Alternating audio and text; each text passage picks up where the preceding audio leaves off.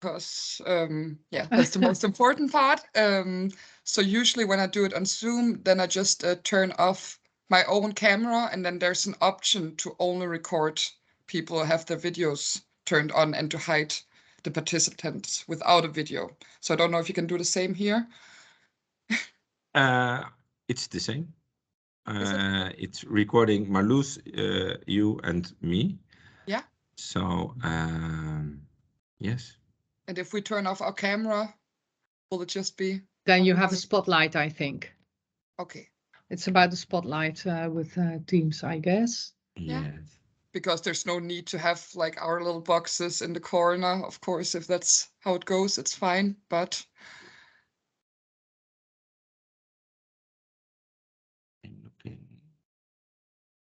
just give it a try. If you turn down your camera, we'll see. yeah, Yes, I will turn down my camera. What do we see? I will do too. And now I see only Marloes on my screen. How do I do like this? I think it's recording that we only see Marloes. Okay. Okay, I don't see anything, but no problem at all. Yeah, I don't know if you've had a chance to look at the questions, but otherwise I think I'm going to read them out loud to you. Yes. So we have the interview kind of dynamics, and then you. Yeah. Yes, everything is, yes, I explained it to Marloes. You had the questions. Yes. So. And they make sense, all of them. There's no uncertainties. No, just ask them and I'll answer. Perfect. And I will mute my own microphone while you're speaking, so I don't accidentally have some background noises. So if it takes a while for me to come with the next questions, that is the reason. All right. Well, thank you very much for taking some time to talk to us. And first of all, I would like you to introduce yourself. Yes. Hello, I'm Marloes de Vries. I'm president of Zadkine College, which is a vocational educational training college in the city of Rotterdam in the Netherlands. Hello. And the first question is, why is the green transition considered essential within the vocational sector? Well, to answer that, it's a long story, of course, but it is very essential for our educational sector, because we're talking about students in the age of 18 till 25 on average, so young adults. And we think it's very important that these young adults get to know more about, well, click on climate sustainability, the goals, the sustainable goals, and that they experience this in their educational program. Not only that, also during external activities, the labor market, our relations with the labor markets, etc. So, but also in our buildings. We think it's some kind of circular activity, educational programs, the buildings, the local government, our external relations, our partners. We are all involved, and our students should be part of that. So we think it's very important. Thank you very much. And the next question, what do you consider to be the most important focal points when it comes to creating a sustainable future within the vocational sector?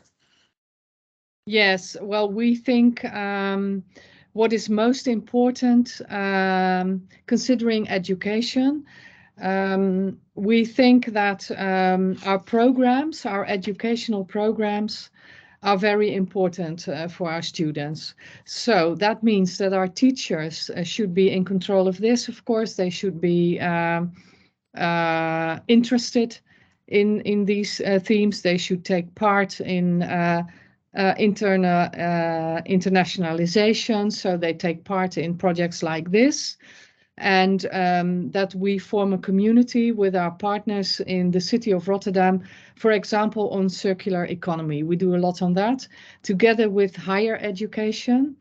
We talk about this, but we also make programs, and we think educational programs are key in this, so we can discuss it with our students, and that is most important to us. We have several programs, so we have associate degree programs together with higher vocational education. We do a lot on citizenship, social studies. So in our social studies programs, we will find this theme on circular economy, sustainability, climate, etc. We will find more about this. And again, together with companies in our environment. Thank you. And the next question is also kind of in relation to that, but what are the main initiatives supporting the green transition in the vocational sector in Europe? Do you have any examples? Yes. Okay. Well, we know if we have a look at the government level, that's the big picture. Our government stated some goals, of course, and that is in alignment with the European goals, and we follow them. So that means for education, for schools, it means that we do a lot on sustainability within the buildings where education takes place. So then you should think about heating systems, solar energy, etc., etc. And we've got a lot of programs on that in which we take part. So our Ministry of Education also takes part in this. Fed by the government itself, of course, and the European government. So that's on the higher level. And the other things we do on a more local basis is actually finding partners, having partnerships with companies, organizations that will enable us to reach those goals. So if we have a look at, for example, at our buildings, then we are doing investigations on sustainability, what is needed to improve our buildings with regard to the goals, and which steps need to be taken. So we've got several reports on this. And the next step we take is we have a look at our financial situation and we decide which steps actually can be taken. So that's a bit in the way it goes.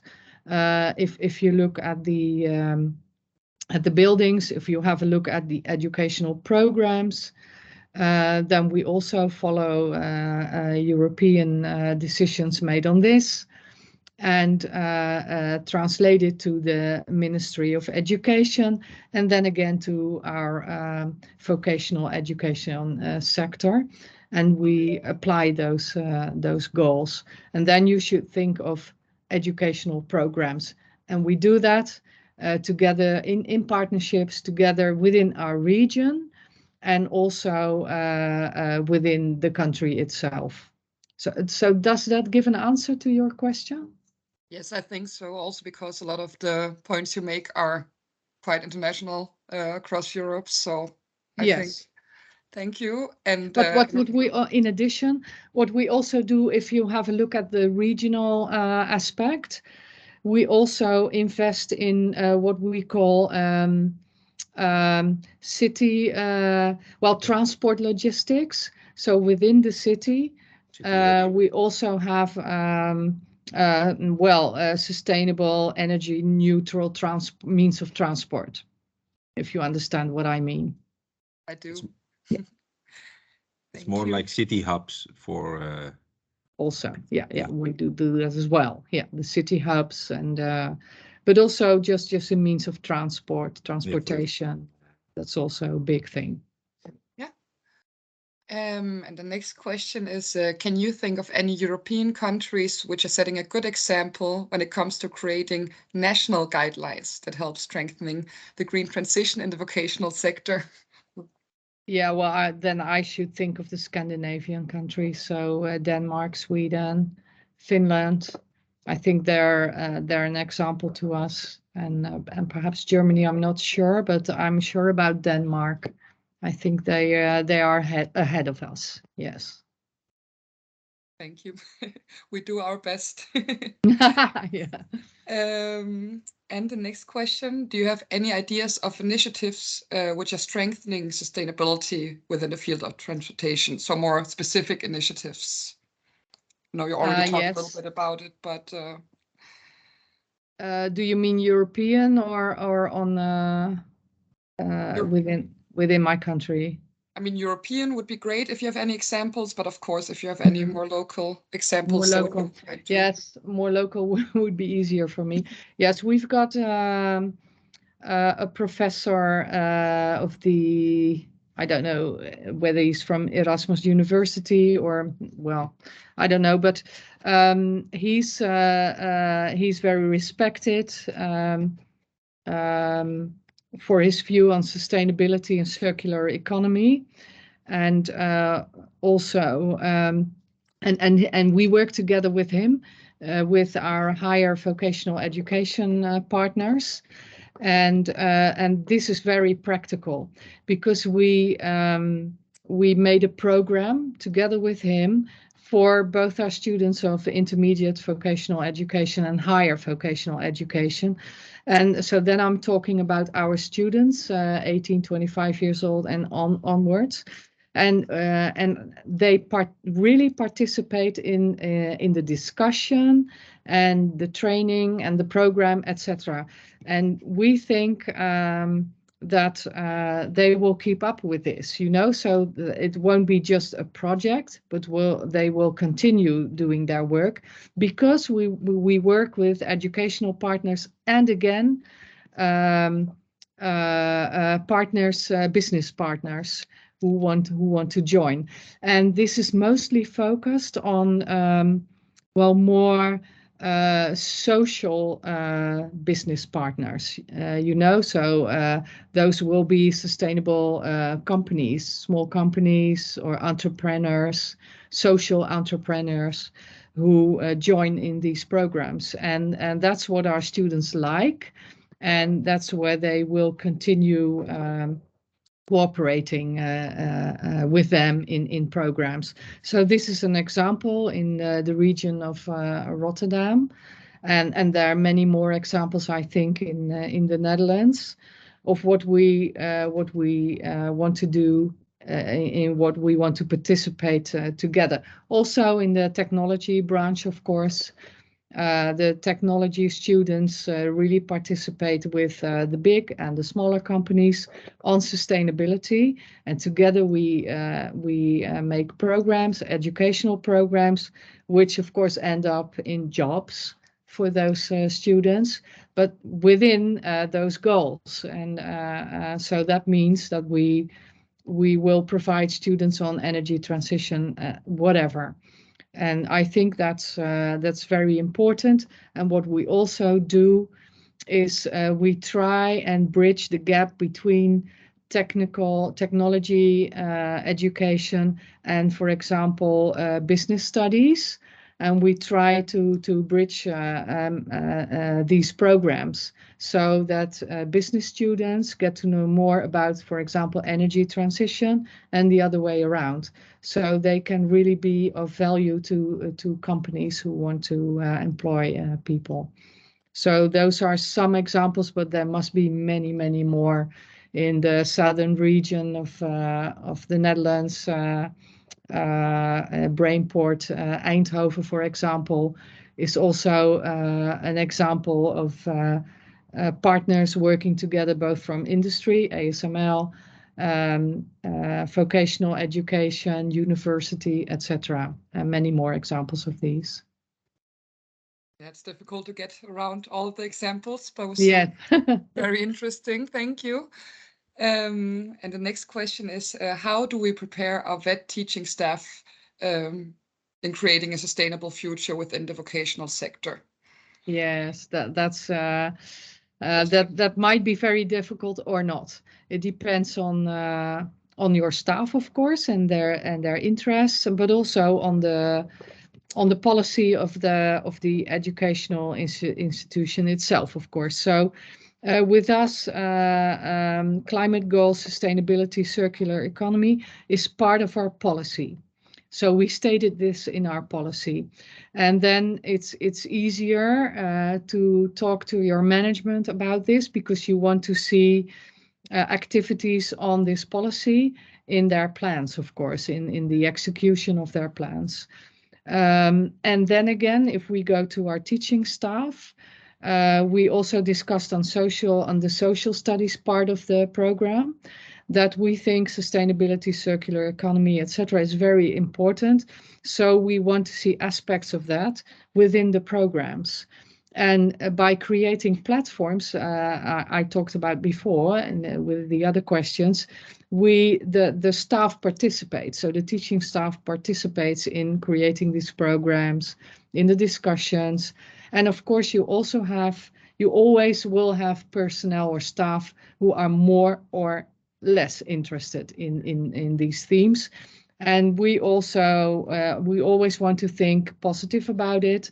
So we want to help and assist the people, the staff, the teaching staff who really want to participate. We will enable them to do so. With in our minds that more people want to join if they see it's successful or it's interesting, etc. And then we'll facilitate our teaching staff in doing more on this. But also our students are very important because students can give some upward pressure to our teaching staff to do more about it, to talk about it, to do programs on it together with our students. So I think, and of course, pressure from society and being a citizen yourself and having to think about energy transition, it will help. It will help. So we think we can do a bit on the education part and provide time, means, programs, etc. But also, I think society will help in this quest. Yes, and may I ask a follow-up question to what you just said, because you're talking a lot about the motivation for doing this, but in your experience, do you think the staff is already like mostly in the mindset, or is it difficult to convince the majority of the staff or teaching staff specifically? Teaching staff, yeah, specifically. Well, we've got different categories within the staff, of course. If you talk about young people, in the age of 20 till 40 years old, something like that, it won't be a problem to convince them. But it doesn't mean we can't convince staff above 40 years old, etc. So I don't really think it's a problem to convince people to participate in this, but it's you should provide space. So it's always important to again motivation. It's always important to have a look at in what do people take an interest, and can we expand that, and can we give them a part, can they play a part in this, and from that point you go on and on and on. So well, I don't think it's a big problem to convince people that they should take part in this or help us making programs or doing whatever they have to do. I don't think that's a really big problem, because you only have to look around you to see there is a problem. So I don't think we do have a lot of people who deny this. I don't think so. I couldn't imagine by now. Most people are probably aware. But thank you, very interesting insights. And also a little in relation to that, but which role does the teaching staff play in creating a sustainable future within the vocational sector? Which role do they play in the vocational sector? Well, the role they play is having a look at their circle of influence. And if you talk about teaching staff, their circle of influence is, of course, on the one hand, the students. So discussing these themes with the students in class, which is possible, of course. because we program that. And other part of their circle of influence is, of course, creating the programs, because that's the autonomy of the teachers themselves, of the staff themselves. So those both factors are of importance, I think. And on those on those factors, they are facilitated to do so.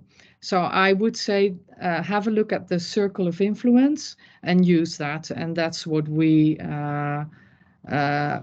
what we say is very important, and that's also our policy, of course, that people can do so. So apart from the other thing I stated before, you should have a policy, of course, on this. So you can always refer to the policy and ask people, so what are you going to provide on this, but within their circle of influence. Yes, thank you. And yes, from a more strategic point of view, how do we go from knowing about the Sustainable Development Goals to implementing them into the teaching framework? Yes, then you would need government, I think. And you need government policy. So Ministry of Education is very important. And I think they also act. So we are waiting on the new programs provided by the Ministry of Education. And any moment we will take notice of this. In fact, tomorrow, I guess, or the weeks that are going to follow this. And so they will set some goals for the schools to accomplish. And I think that's very important to refer to and to take up into our own policy plans, strategic plans, so we can also reach those goals. And of course, funding is needed as well. So the financial aspect in assisting the colleges to do so is also very important. And I believe our Minister of Education will state something about this. So I think that's the way it should go. Thank you. And the next question, you already talked about it a little bit, but how do you view the strengths of the dual system where you cooperate with companies around the green transition in the VET sector? Yeah, I think that's a very strong partnership. In the Netherlands, we are used to working in partnerships. So the relevance of the employers market is very important to us. And there is a relevance, of course, enormous shortages, etc. So we are used to working together a lot. And working together means on all levels. So on the level of the board, my position, but also on level of management and on the level of teachers, because then you're talking about actual programs, activities in which we participate. And we are used to the dual system. And it's also it's a very important part of our educational programs and our environment, so to say. So we do take part in many partnerships on a regional, of course on a regional and on a local basis, and sometimes even on a national basis. So that's within the Dutch VET system. It's incorporated, so that's not a problem to us at all. Thank you. And the last question, which is a big one, but what do you consider to be the greatest challenges when it comes to furthering the green transition within the vocational sector? Whoa, the biggest challenge. I couldn't really say the biggest challenge. I think it's multiple factors. We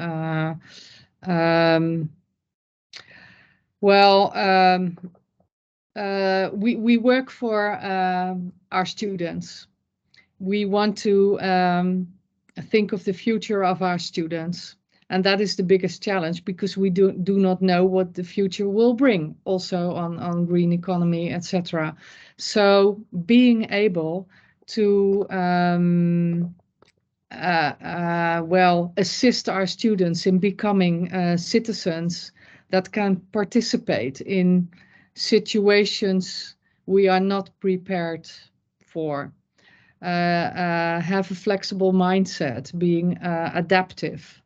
I think those skills and enforcing those skills on an individual basis are extremely important to, well, to assist them acquiring those skills. I think that's very important, and it sounds a bit, well, perhaps I don't know what it sounds like, but it's not really a very set goal or something, or a measure you take, but it has to do with